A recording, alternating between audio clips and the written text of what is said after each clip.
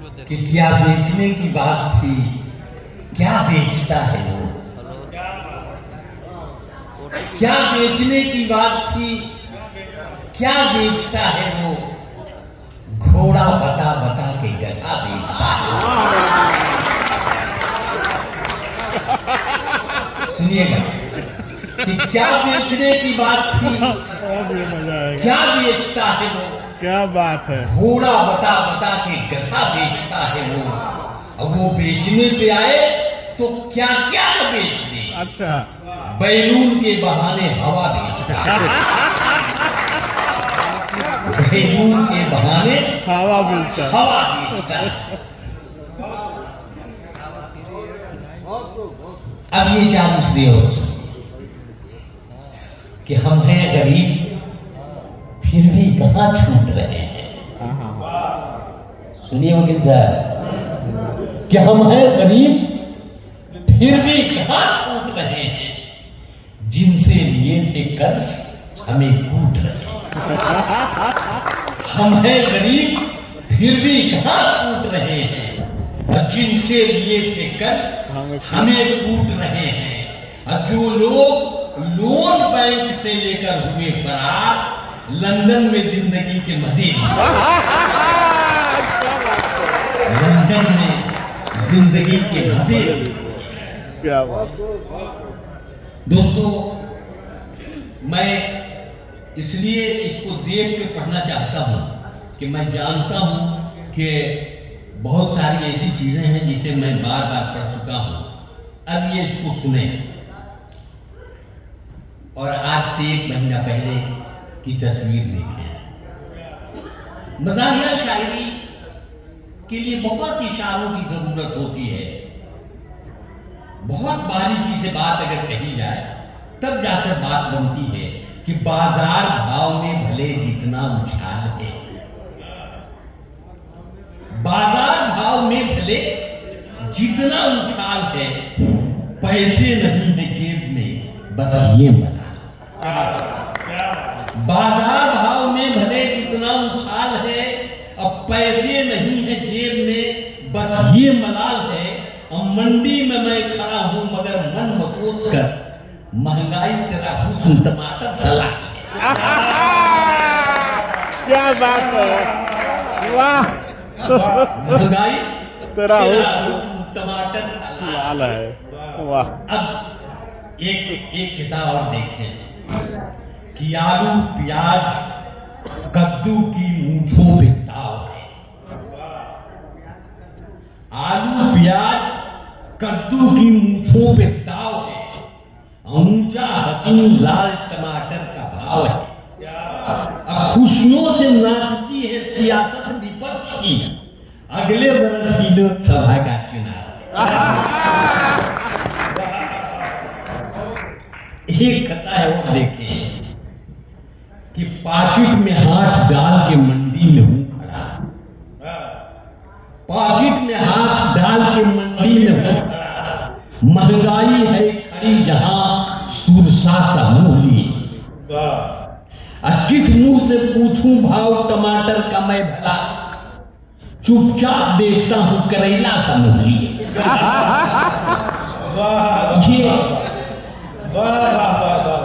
ये सब चीजें पढ़ी मैंने। बहरहाल मैं चाहता था कि कुछ ताजा शेर आप लोगों तक पहुंचाऊं।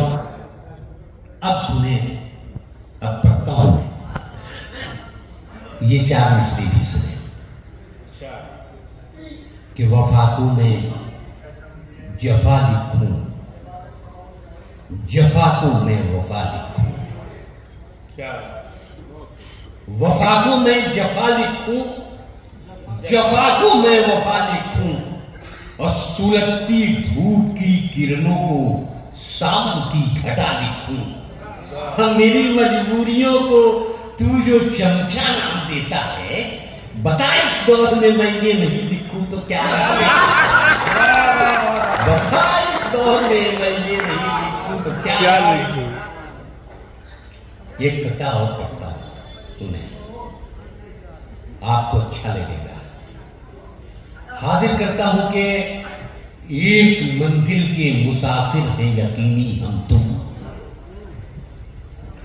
एक मंजिल के मुसाफिर हैं यकीनी हम तुम, बस वहीं जाके ठहर जाएंगे जाते जाते। ये अलग बात है, हम भूख से मर जाएंगे, तुम भी मर जाओगे इस मुल्क को खाते, तुम भी मर जाओगे इस मुल्क को खाते खाते। दोबारा पढ़ना, दोबारा पढ़ने में हमें कोई इतराज नहीं है वक्त का लिहाज करते हुए, लेकिन देखिए दोबारा पढ़ा जा सकता है। एक साहब ने गजल पढ़ी थी जिसमें रदीफ लगाई थी जागते रहो, जागते रहो। अब वो हर मिसरे में आता था, हर शेर में कि जागते रहो। तो जब गजल पढ़ चुके तो एक आदमी कहने लगा कि दोबारा पढ़िए। कहा कि कौन सा शेर पढ़ूं? तो पूरी गजल पढ़िए। कहा कि क्या खास बात है इसमें? कहा कुछ नहीं, रदीफ जागते हो रहो ये लगाया है, कमाल है। आज मोहल्ले का चौकीदार छुट्टी पर है, आप ही से काम चलाएंगे। अब क्या बात जी, एक मंजिल के मुसाफिर हैं यकीनी हम तुम, बस वहीं जाके ठहर जाएंगे जाते जाते।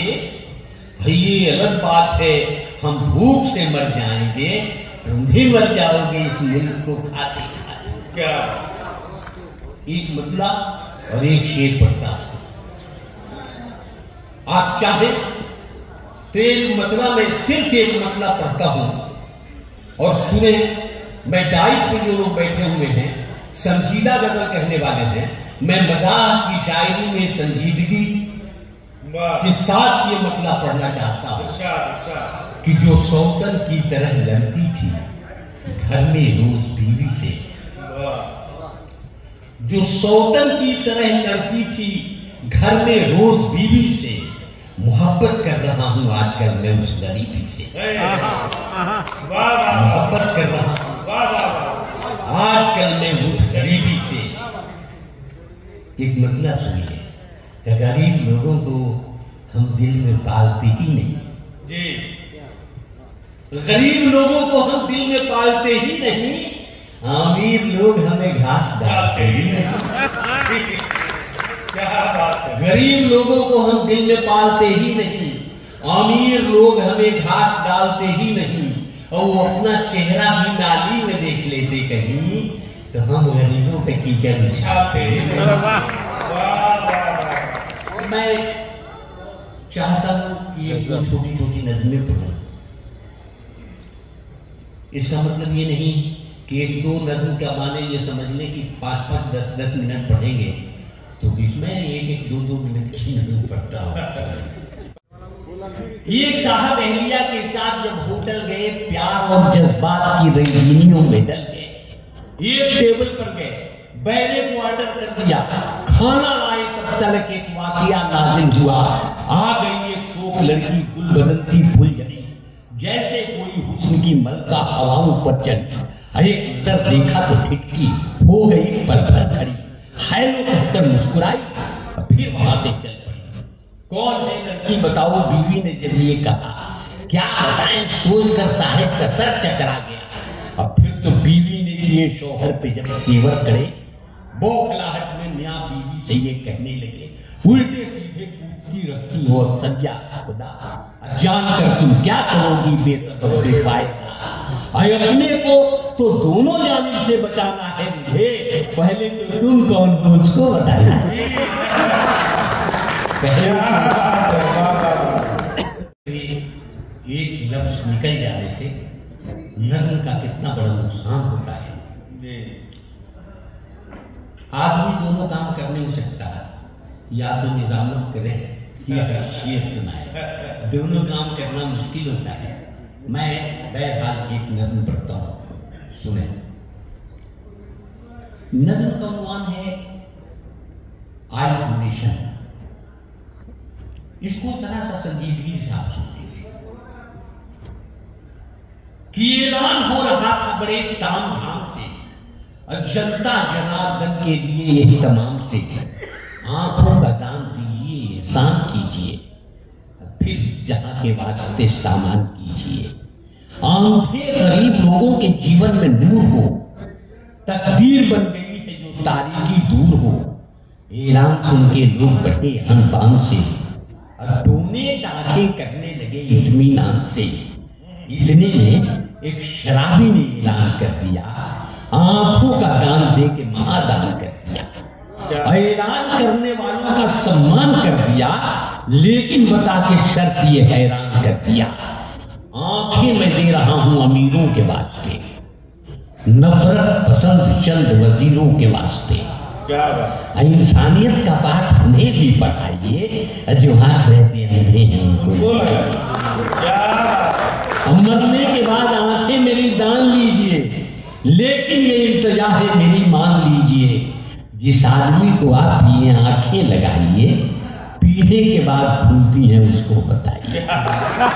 इन आंखों में खुमार रहे, चाहता हूं मैं हर आदमी से प्यार रहे, चाहता हूं। लाइक शेयर सब्सक्राइब जरूर करें।